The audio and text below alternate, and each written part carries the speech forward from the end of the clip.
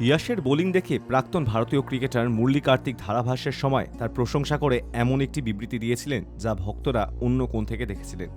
এরপরে মুরলী কার্তিককে সোশ্যাল মিডিয়ায় প্রচণ্ডভাবে ট্রোল করা হয়। আইপিএল 2024-এর ষষ্ঠ ম্যাচটি এম চিন্নাস্বামী স্টেডিয়ামে মুখোমুখি হয়েছিল রয়্যাল চ্যালেঞ্জার্স ব্যাঙ্গালোর এবং পাঞ্জাব কিংস। দুই দলের মধ্যে খেলা হয়েছিল। এই ম্যাচে আরসিবি টস জিতে প্রথমে বল করার সিদ্ধান্ত নেয়। রয়্যাল চ্যালেঞ্জার্স ব্যাঙ্গালোরের ফার্স্ট বোলার ইয়শ দয়াল তার ওভারে দুর্দান্ত বোলিং করেছেন এবং 23 রান দিয়ে একটি উইকেট নিয়েছেন। এই ম্যাচে ইয়াশের বোলিং দেখে প্রাক্তন ভারতীয় ক্রিকেটার মুরলী কার্তিক ধারাভাষ্যের সময় তার প্রশংসা করে এমন একটি বিবৃতি দিয়েছিলেন যা ভক্তেরা অন্য কোণ থেকে দেখেছিলেন। এরপরে মুরলী কার্তিককে সোশ্যাল মিডিয়ায় প্রচণ্ডভাবে ট্রোল করা হয়। আসলে ম্যাচ চলাকালীন ইয়াশ দয়ালের প্রসঙ্গে একটি বিতর্কিত মন্তব্য করে বসেন মুরলী কার্তিক। তিনি বলেছিলেন যে কারো কাছে সে আবর্জনা, আবার কারো কাছে সে জকের ধন। আসুন আমরা আপনাকে বলি মুরলী কার্তিক কেন ইয়াশ দয়াল সম্পর্কে এহেন কথা বলেছেন।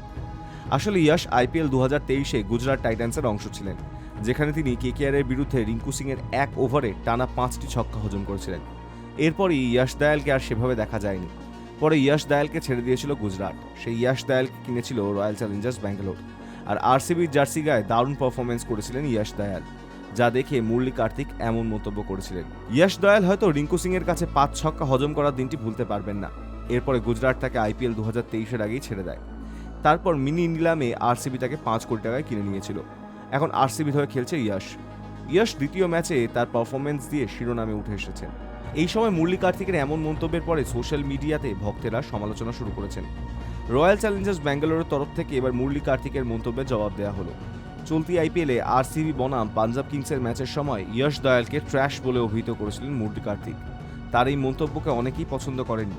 আরসিবি সোশ্যাল মিডিয়াতে এই একই বিষয় উল্লেখ করে একটি পোস্ট শেয়ার করেছে, যেখানে আরসিবির তরফ থেকে ইয়াশ দয়ালের একটি ছবি পোস্ট করা হয়েছে এবং ক্যাপশন লেখা হয়েছে, তিনি একজন সম্পত্তি।